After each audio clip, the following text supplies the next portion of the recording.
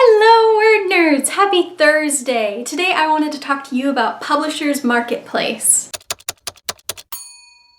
Publishers Marketplace is kind of exactly what it sounds like. It's a website designed to be a hub for publishing jobs and knowledge about the publishing industry. If you see someone on Twitter sharing a book deal announcement image, it's from Publishers Marketplace probably. They have job postings for different employment opportunities in the publishing world, and they have databases of agents and editors and publishing houses, all of the things. And if you're gearing up to query agents, or if you've been querying agents for a little while, you might have wondered if Publishers Marketplace is a thing that's worthwhile for you to get involved in. I have queried without a Publishers Marketplace subscription and with one, and so I thought I would share some of the pros and cons. I'll get the biggest con out of the way first. It's very expensive if you're just a querying author. It's $25 a month. So if you are an author who's considering using this to query, I would highly recommend just getting it for a month. So put a note on your calendar of when you should cancel. They make it really easy to cancel your subscription, and if you can afford it for a month and are wanting to do that, I do think that the information you get from it is worth the price, because the biggest pro is that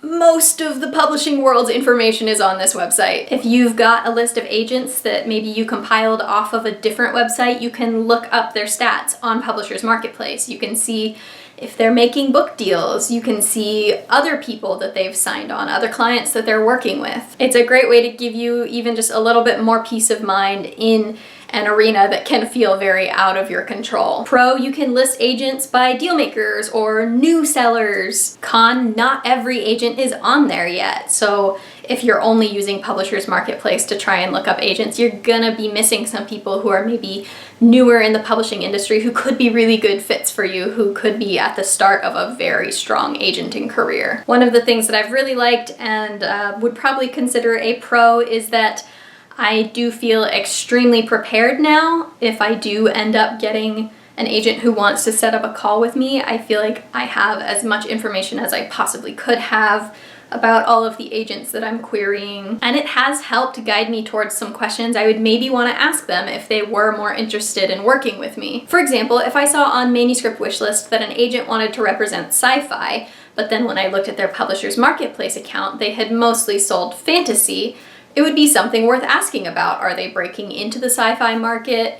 Do they have some deals that aren't announced on Publishers Marketplace? Information like that, sometimes you can find it outside of Publishers Marketplace, but usually in the past, like when I was querying without a Publishers Marketplace subscription, it was much harder to find that information. It took a lot more digging. Not that it was impossible, definitely, but this made it easier. It's a little bit more streamlined. Conversely, the interface of the website is a little out of date. It's extremely powerful, but a little difficult to use. One example I kept bumping into was if I spelled an agent's name wrong, it would just tell me that person didn't exist. Would not give you any suggestions or anything for who you might have been trying to look for, which is great practice because now I'm definitely not going to mess up anyone's names, but a little frustrating when you're having to add a bunch of steps to figure out, oh, well, I wrote it down like this. What is the name actually? Or are they just not in the database? Because not everyone is in the Publishers Market database, like I mentioned before. Some people are newer agents, newer editors. Some people just, they don't use it that much. And lastly, this is kind of a pro/con for me personally. I mentioned that I really like feeling this prepared. I'm very much a plotter, and I try to be as much of a plotter in my author life as I possibly can be. And so having all of this information in front of me, it helps me feel a lot more confident, but it can also be a little bit overwhelming looking at how many book deals are being made, or rather how few book deals are being made. It just really solidifies in your mind how competitive the industry is, that there are so many people. I have so many writing friends, and we all want to get paid to write books because that's what we love, but it's extremely competitive. And so I did need probably about 15 minutes after I was finished looking through Publishers Marketplace to talk myself down again, to be like, yeah, the odds are pretty steep, but it's not impossible. You've worked really hard.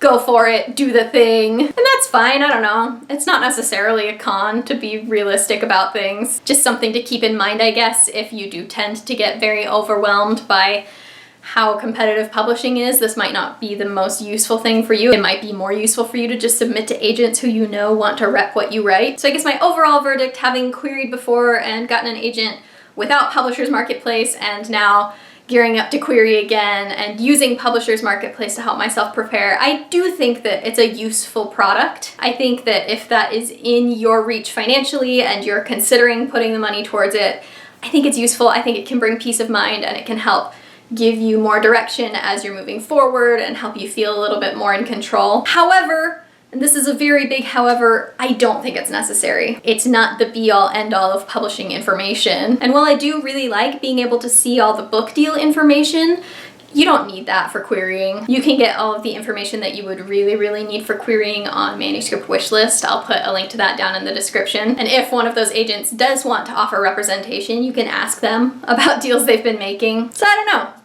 Do what feels best for you. Those are all my thoughts about the program. I mentioned Manuscript Wishlist a few times throughout this. I do think that is one of the most useful tools when you are gearing up or in the query trenches.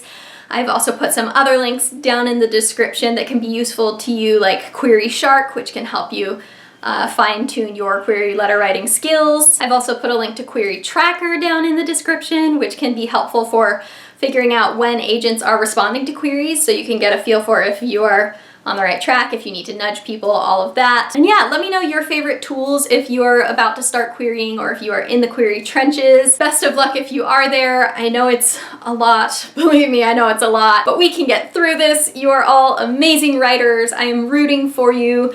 And be sure to tune in this Sunday at 7:30 p.m. Eastern Time for our usual live chat. I hope to see you all then, and until then, stay nerdy.